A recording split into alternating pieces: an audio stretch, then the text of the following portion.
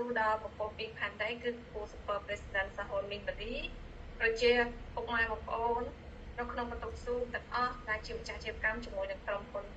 Joint and Coin Corporation Ltd ដែលហៅថាក្រុមហ៊ុន JNC អញ្ចឹងក្នុងវិទ្យាល័យបងប្អូនមានឱកាសល្អៗដែលយើងបានសិក្សាហើយសិក្សាទៀតគឺសិក្សាអត់ចេះចប់បងប្អូនយើងស្ដាប់បានថ្នាក់ដឹកនាំបាន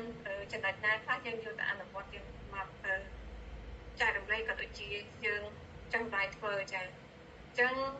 ជាបឋមក៏សូមគោរពដល់ពុកម៉ែបងប្អូនដែលទៅជាម្ចាស់អាជីវកម្មក្នុងវិទ្យាល័យនេះក្នុងបន្ទប់ស៊ូហើយនាងខ្ញុំឈ្មោះជឿនសវត្ថឈ្មោះហៅក្រៅឈ្មោះកំលៀបមកពីខាងស្រុកបាណន់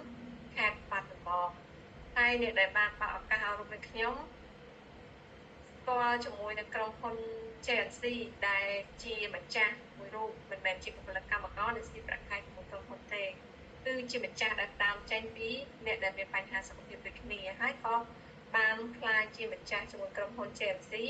គឺត្រៀម Director លោកបណ្ណាំប្រសើរដែលគាត់